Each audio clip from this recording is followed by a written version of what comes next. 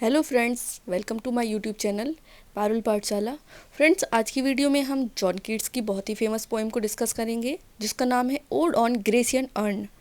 John Keats ने इस poem को मई 1819 में लिखा, आज से लगभग 200 साल पहले, पर इसको 1820 में पब्लिश कराया गया। इसके टाइटल की बात करें तो इसके टाइटल का मतलब बताती हूँ फ्रेंड्स। अर्न का मतलब होता है एक कलश टाइप, एक जो पॉट होता है, और ग्रेसियन का मतलब होता है यूनान देश। जॉन कीट्स लंदन के एक म्यूज़ियम गए थे जहां इन्होंने ग्रेसियन अर्न देखा जिसके 3 तरफ नक्काशी बनी हुई थी। इस पिक्चर को देखकर जॉन कीट्स ने ओड लिख दिया। ये अर्न कीट्स को बहुत ही ज़्यादा खूबसूरत लगा, इससे बहुत ही प्रभावित हुए कीट्स और उन्होंने ये ओड लिखा। ये पोइम बहुत ही कॉम्प्लेक्स है एंड मिस्टीरियस पोइम मानी जाती है, और ये इसलिए भी मिस्टीरियस है क्योंकि इसकी जो सेटिंग है वो बहुत ही सिंपल है। इस पोइम में कीट्स ग्रेसियन अर्न की कलाकृति के बारे में बताते हैं।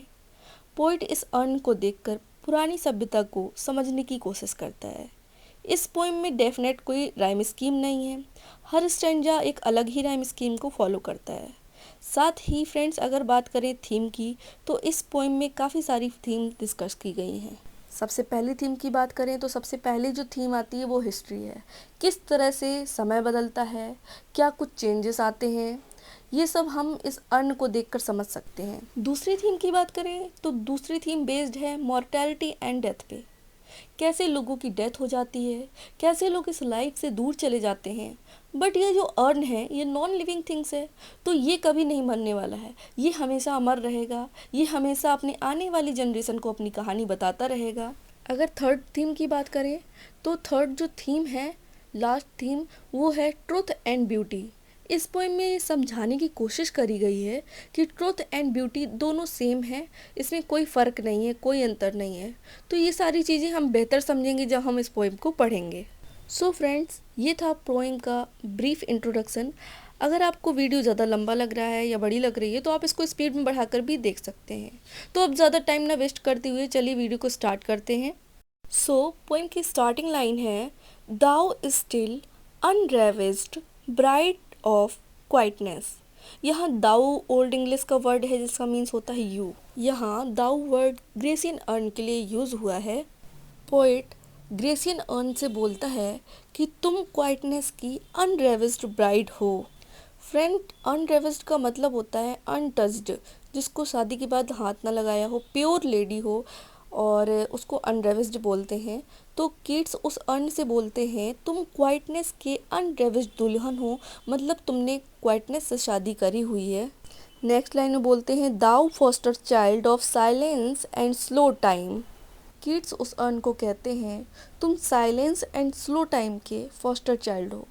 फॉस्टर चाइल्ड मतलब अडॉप्टेड चाइल्ड बोल सकते हैं। ऐसे बच्चे जिनकी जो अपब्रिंगिंग होती है खुद के माँ बाप उसके माँ बाप नहीं करते, उसको फॉस्टर चाइल्ड कहते हैं। नेक्स्ट लाइन है, sylvan historian who canst thus express a flowery tale more sweetly than our rhyme. यहाँ कीट्स उस अर्न को सेल्वन हिस्टोरियन बताता है, मतलब ऐसा हिस्टोरियन जो जंगलों की कहानी बताता है। सेल्वन का मतलब होता है फॉरेस्ट से related. Who canst thus express a flowery tale more sweetly than our rhyme, मतलब उस अर्न के ऊपर जो फ्लावर छपे हुए हैं जिससे पोइट अपनी स्टोरी को एक्सप्रेस करता है, और वो स्टोरी कीट्स की राइम से भी ज़्यादा स्वीट है।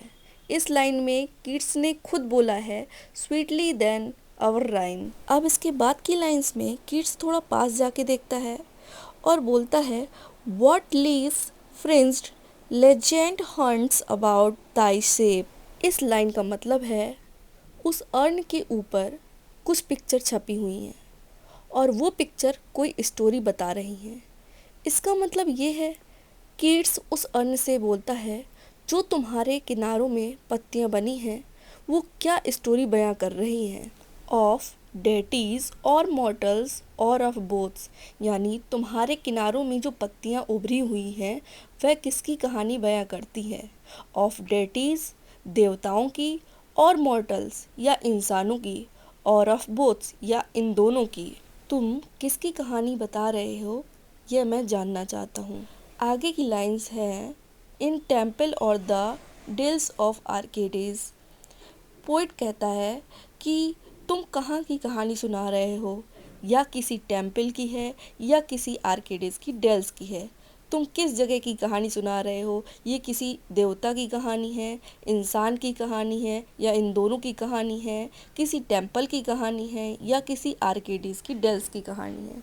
वॉट मैन्स और गॉड्स आर दी, यानी तुम्हारे ऊपर जो कलाकृतियाँ बनी हुई हैं वो कौन से इंसान या देवता की है। वॉट मेडन्स लॉथ, यानी तुम्हारे ऊपर जो महिलाओं की आकृति बनी है ये कौन है। What mad pursuit, what struggle to escape, what mad pursuit, कौन सी ऐसी पागलपन या पागलपन की सनक थी जिसके कारण ये आकृतियाँ बनाई गई हैं। वॉट स्ट्रगल टू स्केप, यहाँ पर क्या ऐसी स्ट्रगल को दिखाने की कोशिश की गई है या कोई यहाँ से स्केप करना चाहता था। What pipes and timbrels, what wild ecstasy, यहाँ पर जो पाइप्स हैं और म्यूज़िकल इंस्ट्रूमेंट हैं वो किस बारे में हैं। वॉट वाइल्ड एक्सटेसी, क्या ये यहाँ पे कोई बहुत ही ज़्यादा एक्साइटिंग घटना को बता रहे हैं। जॉन कीट्स फर्स्ट स्टैंजा में बताते हैं कि एक अर्न है जिसके ऊपर बहुत सारी डिज़ाइंस बनी हुई हैं जो हिस्ट्री बताती है। पोइट अर्न पर बनी नक्काशी को देखकर समझ नहीं पा रहा है कि वह किस बारे में है। सेकेंड स्टैंजा में कीट्स उस अर्न पर बनी पिक्चर को देखता है और बोलता है, heard melodies are sweet but those unheard are sweeter, यानी जो मेलोडीज ट्यून्स हम सुनते हैं वो हमको अच्छी लगती है, बट जो अनहर्ड मेलोडीज होती हैं वो और भी ज़्यादा स्वीटर होती हैं। देयरफॉर ये सॉफ्ट पाइप्स प्ले ऑन, इसीलिए जो अर्न पर पाइप्स बनी हैं, म्यूज़िकल पाइप्स, म्यूज़िकल इंस्ट्रूमेंट्स बने हैं, इसको बजने दो। Not to the sensual ear but more endeared pipe to the spirit ditties of no tone, यहाँ पोइट कहते हैं मेरे जो सेंसुअल ईयर हैं, मेरे जो कान हैं, वो भले ही इस म्यूज़िक को ना सुन पाएँ पर मैं ये ट्यून समझ रहा हूँ। और ये ट्यून ज़्यादा इंडियर्ड किसके लिए है, तो स्पिरिट डिटीज़ के लिए है, spirit ditties of no tone, यानी सिंपली इस लाइन में बताया गया है जो पाइप से निकल रही ट्यून है वो कानों के लिए नहीं है, वो सन्नाटे के लिए है और उस सन्नाटे में हम उस म्यूजिक को समझ सकते हैं। Fair youth beneath the tree thou canst not leave thy song nor ever can those tree be bare. अब ये सारी जो ड्राइंग है क्योंकि वो एक अर्न पर है तो उसमें कोई मूवमेंट नहीं होगी। उन्हीं ड्राइंग के बीच में एक लड़का बना हुआ है जो एक पेड़ के नीचे बैठा है और पाइप्स बजा रहा है और गाने गा रहा है।